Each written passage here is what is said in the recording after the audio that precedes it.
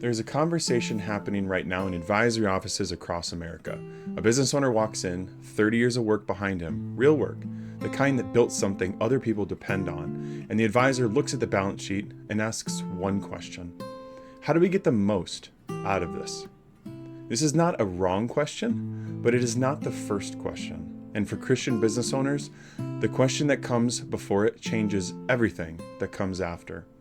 Psalm 24:1 says, "The earth is the Lord's and everything in it."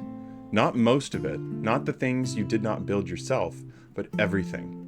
That includes your company. Now, before you tune me out, understand what I'm not saying. I'm not saying you did not work for it.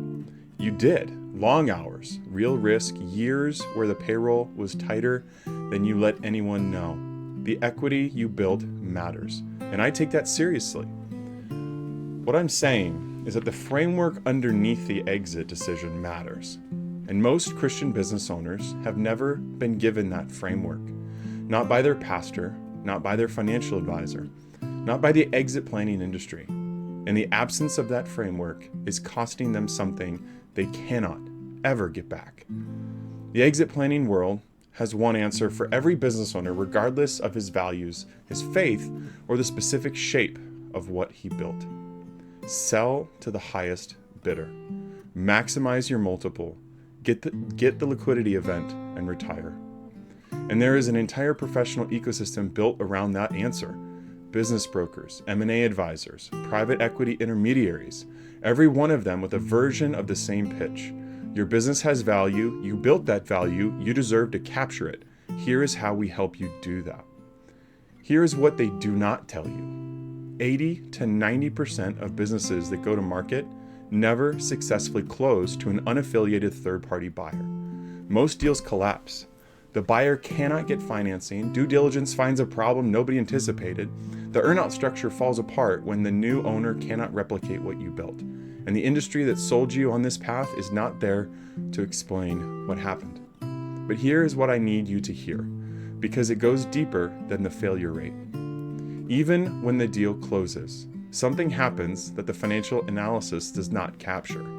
The employees who built their lives around your company now work for someone who does not know their names. The suppliers who structured their businesses around your relationship start over with a procurement manager they've never met. The customers who trusted you personally are now customers of an entity that bought the relationship without inheriting the trust that built it. And the owner walks away with a check and a quiet grief he cannot quite name. That grief is not irrational. It is the recognition, arriving too late to act on it, that something was abandoned that did not have to be. The parable of the talents is a business story. Most preachers do not frame it that way, but that ultimately is what it is. The master entrusts his servants with capital, real capital. He leaves, they are accountable for what they do with what was given to them. When he returns, the accounting is specific and the consequences are real. What strikes me about that parable is what the master does not say. He does not tell the servants to liquidate everything, pocket the proceeds, and use the money however they see fit. The assumption built into the story is that the capital was entrusted to them to be stewarded, grown, and returned in better condition than they received it. Most preachers apply that to spiritual gifts or personal character, and those applications are legitimate. But for the business owner in the pew, there is a much more immediate application that almost never gets named from the pulpit. You were entrusted with a business. The employees who show up every morning were placed in your care. The suppliers who built their livelihoods around your relationship were placed in your care. The customers who trust you in ways that are genuinely personal were placed in your care. The question the parable forces is not what the business is worth to a buyer. The question is, what does faithful stewardship of this specific thing with these specific people depending on it require of you in the end? I want to name something I think is one of the most significant failures of the American church over the last generation. The boomer business owner has been sitting in evangelical churches for 40 years. He has heard sermons on generosity, on integrity in business, on not loving money. Good sermons, true sermons. What he has almost never heard is a sermon that addresses directly and specifically what he is supposed to do with the company he spent his life building when the time comes to step back. The pastor does not address it because it feels like financial advice. The financial advisor does not address the theology because it feels like overstepping. And so the business owner sits in the gap between these two worlds, making one of the most consequential decisions of his life, with no voice naming the stewardship question clearly. That gap is the reason this mission exists.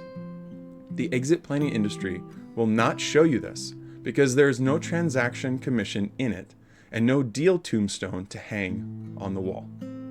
But the alternatives to third-party sale are not lesser options.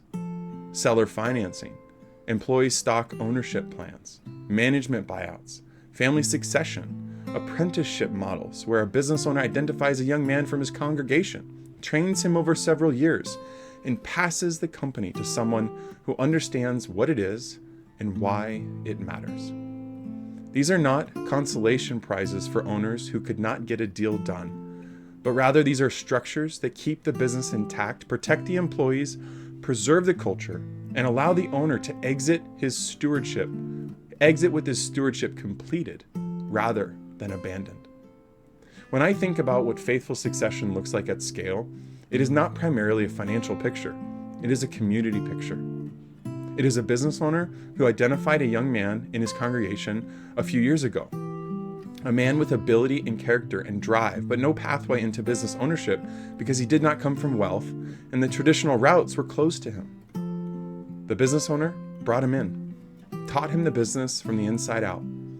And that young man now has a vocation, a real one. He can support his family. He can give to his church. He can pour back into the community that produced him. And the business owner exits knowing that what he built did not get swallowed by a private equity firm and stripped of everything that made it worth building.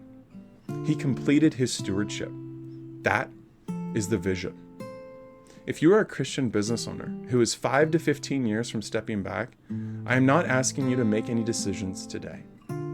I'm asking you to sit with one question this week that most of the professional voices around you will never think to ask.